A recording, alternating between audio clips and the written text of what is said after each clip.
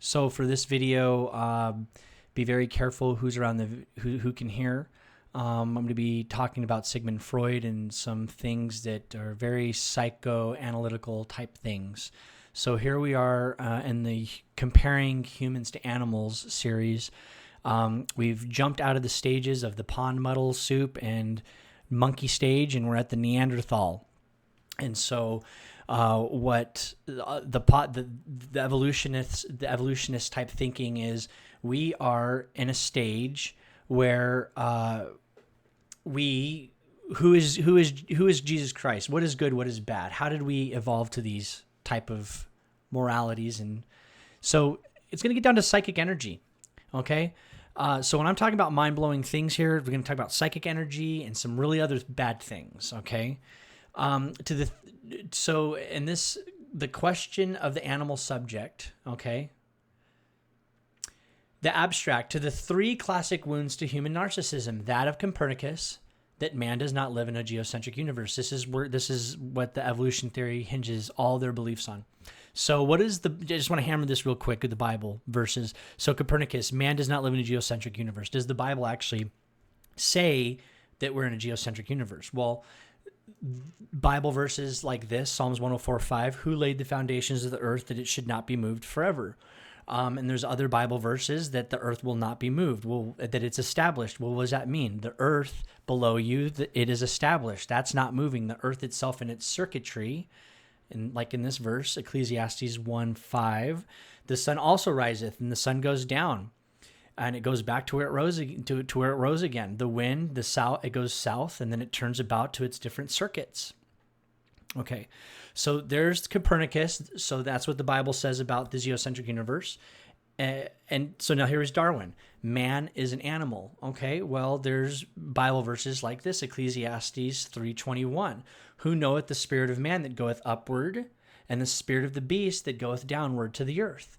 And further goes on saying that man is like a beast. Here we go. I said in my heart, this is King Solomon, wisest man on earth, screwed up really bad in his life, but I said in mine heart, started doing occultism, but here he says, I said in my heart concerning the estate of the sons of men, that God might manifest them, and that they might see that they themselves are beasts. King Solomon is married many wives. He pretty much owns the world. Okay, a lot of the writings in Ecclesiastes is talking about very hard subject matter that men think about. And so you have to take that into consideration. So there we go. That's what the Bible says, talking about that man is an animal. We're made of the same stuff, but we are not animals. We die like beasts, and we will get into that. We can die like beasts. The body, the flesh does. And then Freud, man is not the master of his unconscious. So the Christian line of thinking, Proverbs 3:5, trust in the Lord with all thine heart and lean not on thine own understanding. So that's what we do. We are not autonomous, but we have free will, but we gives our lives to Jesus Christ. Okay, that's our line of thinking. The evolutionary type of line of thinking is you're like an animal. Okay, well, what does the Bible say about that? In 2 Peter 2:9, the Lord knows how to deliver the godly out of temptations. That's why we lean on Jesus. And that he reserves the unjust to the day of judgment to be punished. And we're going to get into sin and all that in the next video. But right now we want to talk about narcissism and human animal nature and where does Christ come from in that line of thinking. And this train of thought, their train of thought. But chiefly them that walk after the flesh and the lust of uncleanness. So these people that walk like animals, they themselves will admit we are autonomous. We have no, and they walk in uncleanness. They despise the government. They're presumptuous to this day, self-willed. They speak of evil of the dignities. They're beasts, natural brute beasts, taken and destroyed because they speak evil of things that they do not understand. They perish in their own corruption. That's why there's Christ. But people, not just one sin, two sins, you can stack them all up. Okay, and we can act like brute beasts, and that's where Sigmund Freud gets his theology. We're going to get into that, and we're going to really talk about brute beasts and how they talk and act. So this video is going to burst some people's bubbles. Okay, it's just how it is. Copernicus, Darwin, and Freud: A Tale of Science and Narcissism. So Freud did not originate the famous description of Copernicus and Darwin as deflators of humans' anthropomorphic worldview. Back to here, the 3 classic wounds to human narcissism. So they didn't make up, Freud didn't make that up. Where did it come from? Well, it came from another man, this guy right here. The notion that heliocentrism was a blow to humanity's narcissism is commonly attributed to Freud, but after reading my column, my buddy Gabriel Finkelstein, a historian of science at the University of Colorado, Denver, informed me that Freud got the idea from the 19th century German physiologist, polymath Emil du Bois-Reymond. Humanity, and then it gives the quotes. You can pause and read the quotes, but that's Sigmund Freud. So these people, nothing new is under the sun. It's a recycling of information over and over and over and over, and it depends on what we do with the information. Exploring narcissism in human and animal-centered empathy in pet owners. So having empathy for others is typically generalized to having empathy for animals. However, empathy for humans and for animals are only weakly correlated. And we talk about that in the Theory of the Human Reptilian Brain Explained, Theory of Evolution, Reptilian Human Brain Explained in the Comparing Humans to Animals series, where the 3 brains that merge together to make humans, because there's 3 different brains in our evolutionary stage, there is no empathy in the first 2 stages of the brain, which is from the fish to the primate, and then you have humans. Okay? I'm sorry, is it mammals? And then you have the primates. It's just that the whole thing is messed. It's crazy, this line of thinking. And when you dig into it, you'll understand. Thus, some individuals may have low human-centered empathy, but have high animal-centered empathy. Here, we explore whether pet owners who are high in narcissism display empathy towards animals despite their low human-centered empathy. And we talk about that when it comes to the monkey brain. Okay? In the video, Evolution Theory of the Human Monkey Brain, we talk about that. And that monkeys, they don't have empathy. A baboon animal, a monkey, will know that their baby's on their back and they will just float right into the river and drown their baby, knowing that their baby's going to die. But they have to survive. Okay, so you talk about survival of the fittest. It's really very violent. So they want to compare humans to animals in their empathy. Okay. Using the 3-brain model that brain surgeons and people that work on the brain say does not work. So that's there's that.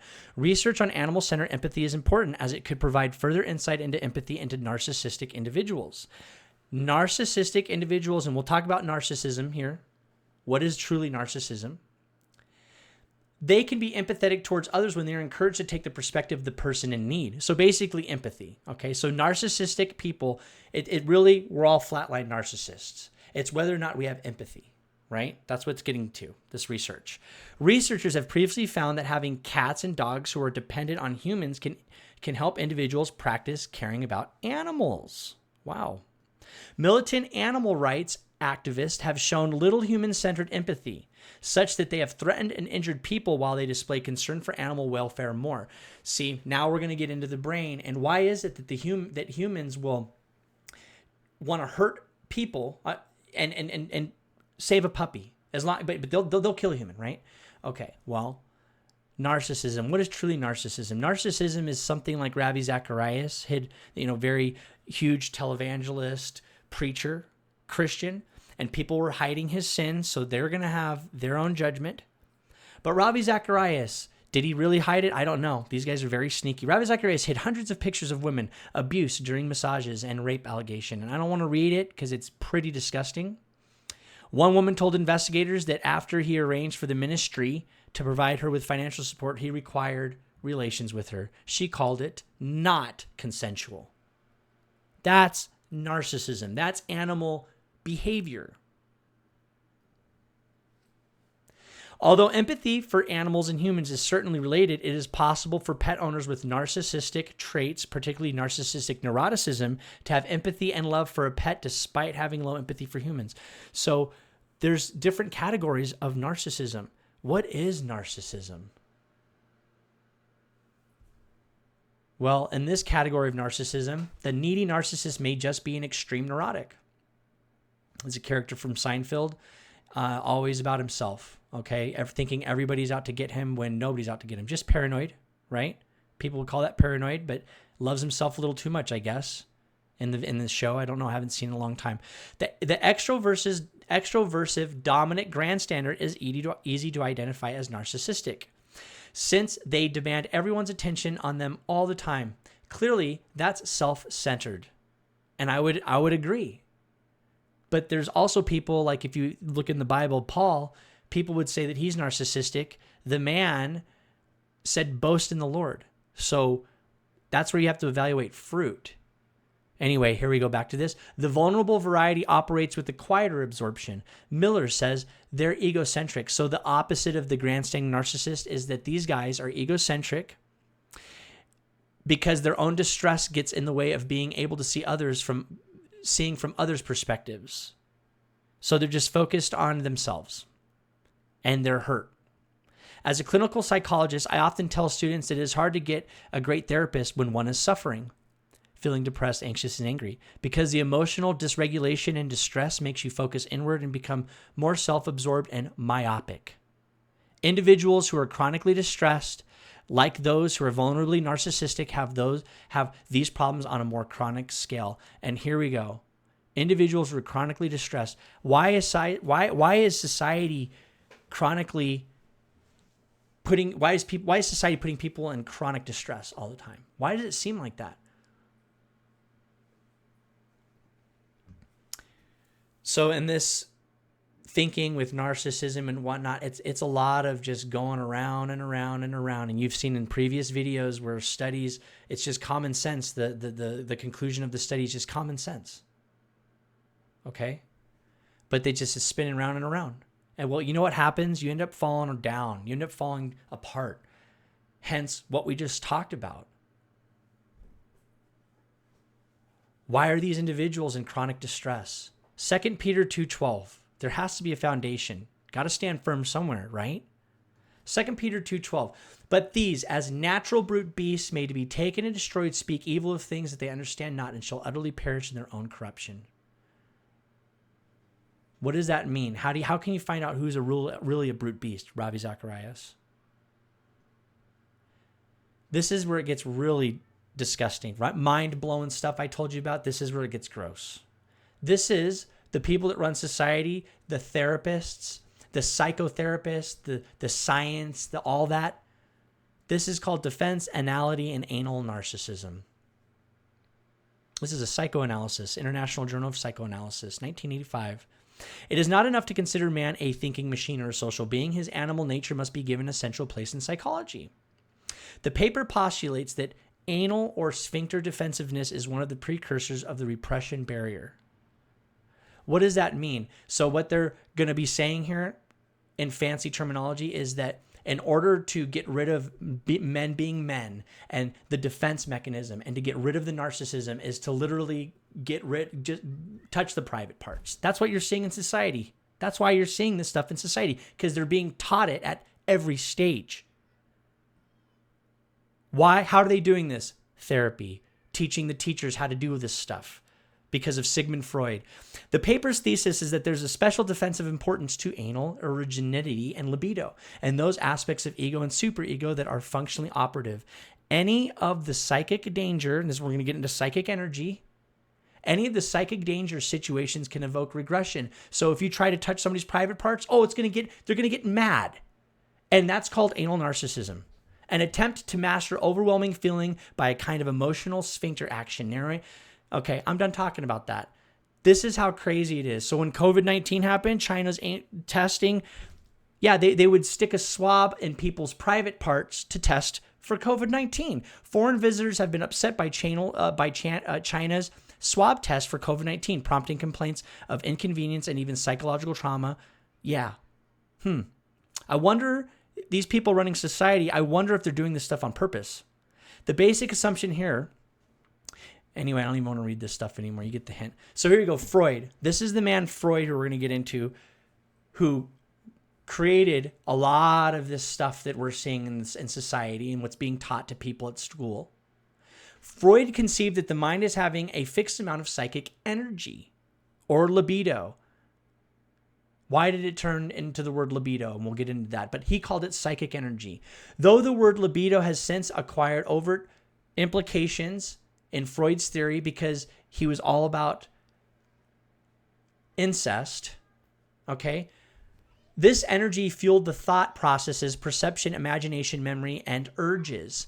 In Freud's theory, the mind, like the universe, could neither create nor destroy energy, but merely transfer it from one form or function to another. Psychic energy cannot be destroyed. It can be transferred. And that's why it's so important to teach the children at a young age. That's why God says at a very young age, teach the child in the way that he or she shall go, and when they are older, they will not depart from it. These are wisdoms from God that we're barely learning now after society is being wrecked and they try to take in Christ out of the schools and out of people's hearts and soul.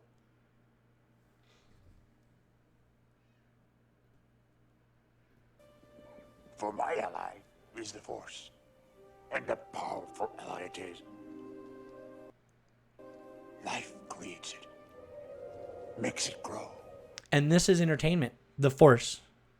This is entertainment, is people talking about the Force, and it is entertainment, right? I get it, fine. It's a little reptilian crazy dude. Yoga bai. Yoga bai, that's a new word. All right? And it's just like, so, okay, I guess this is funny. You know, everybody's telling me it's okay. It starts young. It starts very young, and then they make the Holy Spirit look like the Force, like a joke.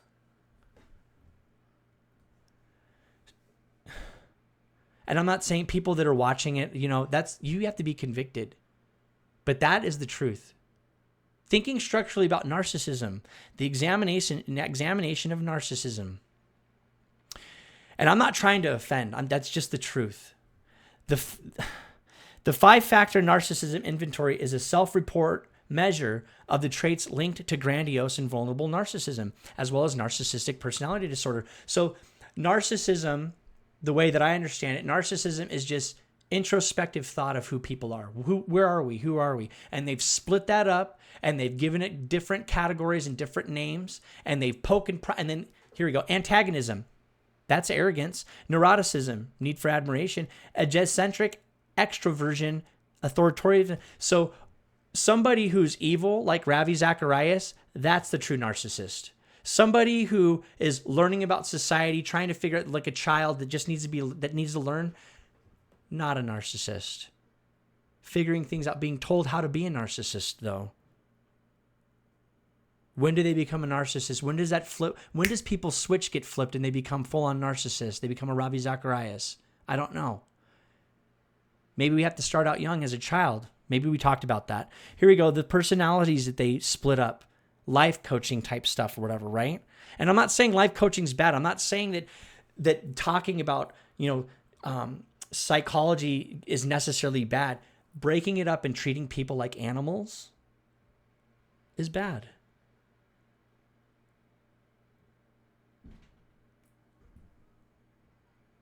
Doesn't that kind of look like yoga, Kabbalah? All that weird science. It all kind of looks Kabbalistic. Anybody that understands that. Here we go. We have the leadership. You have the balance, accountability. And right in the middle is narcissism. Right in the middle is where Jesus Christ wants to live, and he wants to take you out of the equation so that you're not going, as a child, raised up, well, who am I? What am I doing? What am I doing? And you just get worse and worse. What am I doing? Who am I? And then you find out, I'm wasting my life away at 60 years old, 50 years old. You don't want that. You want Christ to live right at the center so you don't have to do that. Mastery, aggression, and narcissism, a contribution of psychoanalytic drive theory. And I'm pointing 10 fingers at myself. Everything I say, every single thing I'm saying. The urge to master the environment is a powerful motivational force which presents a challenge to psychoanalytical theory of drive. So what is this saying here? If you can't be controlled, there's a problem. It's a challenge. The urge to master the environment, talking about a human, is a powerful motivational force which presents a challenge to the psychoanalytical theory of drives. So the psychoanalytical theory of drives, evolutionary thought, people wanting free will, wanting to that's a little challenging. It's because Jesus Christ says what he did. He gave us free will. Okay? And you can choose what you want to do with it. Infants learning to exert some control over the caregiver relationship and later to manipulate inanimate objects, that's the first developmental stage of where they learn motor, cognitive skills, and how to be selfish. Maybe the selfish original sin theory and finding out that infants try to exert control over their environment but don't have the words to, maybe there's something there that needs to connect. The urge to master, namely, that it is an evolutionary product of the need to exert control over the environment, a precondition to life rather than a characteristic of living matter. Its aim is to assure the availability of essential resources. It is separated from the two basic drives, but served by both: aggression, directed at obstacles, and narcissism in man. So aggression and narcissism.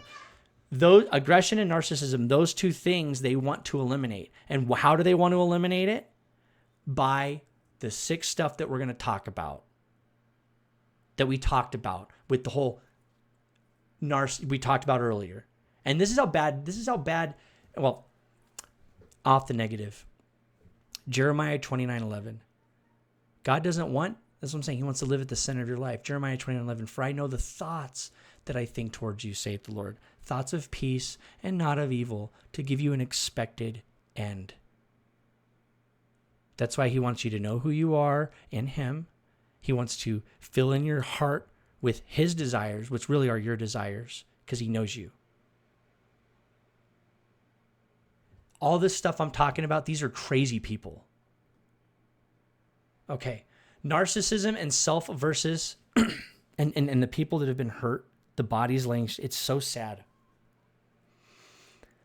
Narcissism and self versus recipient-oriented imagery and charitable giving. So fancy words for saying, why do people give? Why are charitable givers charitable givers? Across 4 studies, we show that donors who are higher in narcissism exhibit greater charitable intentions when appealed to via image self-charitable appeals, meaning they'll give as long as they have a good self-image. And that's the world. I mean, that is true.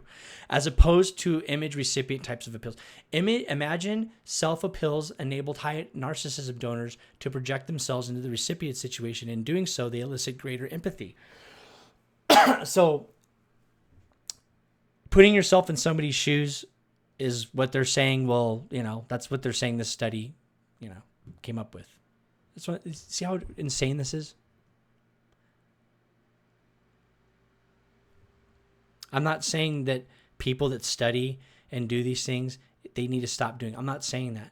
But to sit there and do it over and over and over, they are creating the narcissists, because they're focusing everything, all people's psychic energies on themselves. That time, Sigmund Freud nearly killed a patient and then got hooked on cocaine. In 1895, the psychoanalyst tried to treat a young woman by giving her cocaine. His failures sent him on a course of drug addiction that changed the course of psychiatric history. That's what happened. This is just a little caveat. I need a lot of cocaine, Sigmund Freud said to his colleague Wilhelm Fleiss. I am overflowing with new ideas, theoretical ones as well. It was 1895, and Freud was in a career crisis. According to several biographers, one of Freud's patients, Emma Eckstein, had come to him complaining of stomach pains and depression related to her menstrual cycle. Freud diagnosed her with hysteria and something he believed was both a mental illness and the root of all addiction. You know why he believed this, that Freud diagnosed this person with hysteria? Because he himself was doing these things. So these people that are sitting there trying to correct society with science and all that, I'm not saying science is bad, but this type of science, occultic type weird science, they're projecting. A lot of people in your family, for instance, I came from a family like this. A lot of their insecurities, it happens even today. We go to church, people have insecurities, okay? They will project sometimes their insecurities. Now, people like Donald Trump and people that have success, people will cling on to that because they know they would like to aspire, or they know, and we're going to get into animal groupthink in the next video, They know what success is. Somebody that doesn't have anxiety, doesn't have depression. They can do whatever they want. They can say what they want. They want to cling on to that badly, and they will. And you know what a lot of that world is? Sigmund Freud. Lies.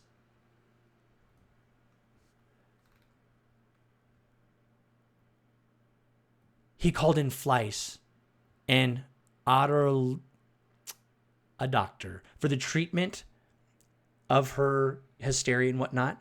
And so they cauterized the nose. They believed that that the nose was linked to the genitals and that operating on it could solve the problems that she had. And so they cauterized her nose with cocaine. And then they used a local anesthetic for cauterization. And then they shoveled even more down her nose and they almost killed her. This is Quora. I don't know. I don't put too much value in Wikipedia or anything too much. Not too much. But this was very interesting. Catherine Charrett, licensed therapist. Okay, very learned individual.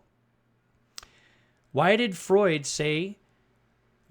Freud a sexist by labeling women as broken or deficient men? Why did he say that? Well,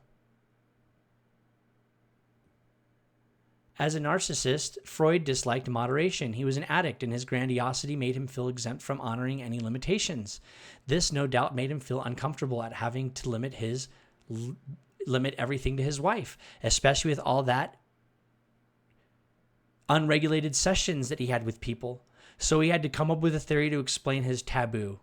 His mother worshipped him, and in her eyes, he could do no wrong. So, of course, she was the standard to no other woman that he could ever live up to. So he was infatuated with his mom, and he just thought the world of her, and he wanted a woman like her, and he couldn't. Okay, so his theories and projections were his own fantasies of these different creepy thoughts.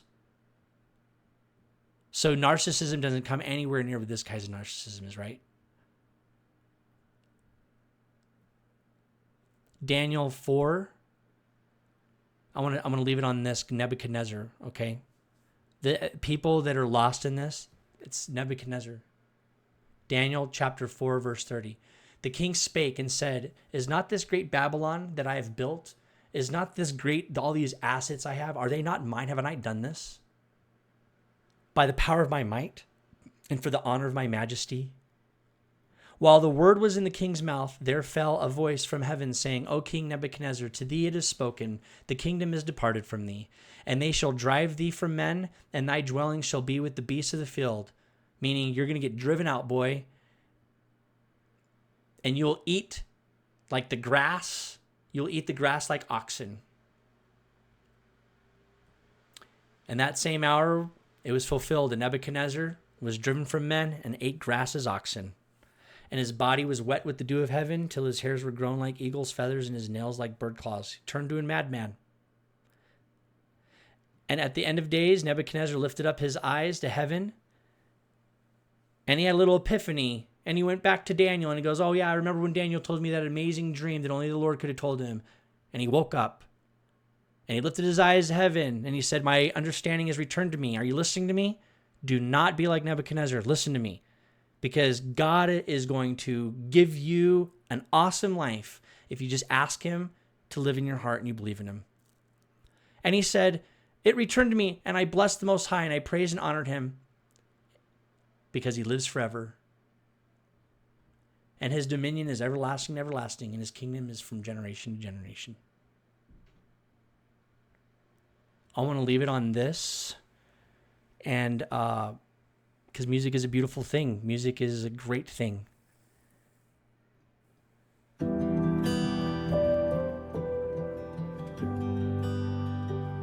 So I don't know the biography exactly, but the man that wrote the lyrics to this song was a very bad man, just like Paul, did a lot of bad things. And when he woke up like Nebuchadnezzar, he changed his life, and this was a song that he wrote. Mercy gathered, mended and whole, empty-handed, but not forsaken. I've been set free. I've been set free.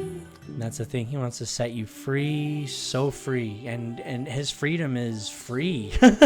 It really is. It's the only thing that's free. It's the only thing that's free.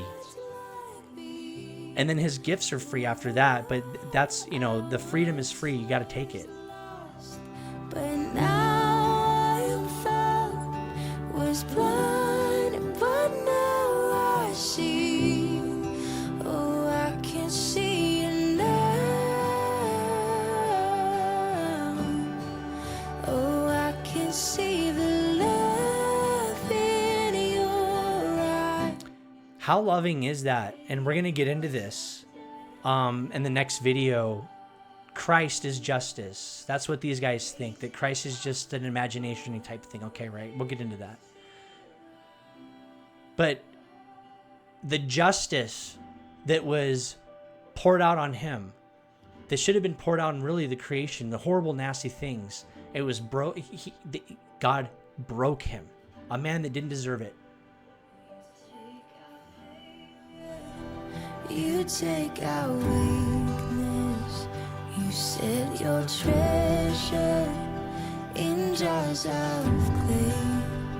So take this heart, Lord, I'll be your vessel, the world to see your life in me. Oh, amazing grace, how sweet the sound. Anyway, you got to get going. I'm crying. You got to listen to this song. It's so beautiful. God doesn't want you lost. He doesn't want you thinking crazy, weird things and looking at yourself the whole time and going, who am I? Who am I? He doesn't want that.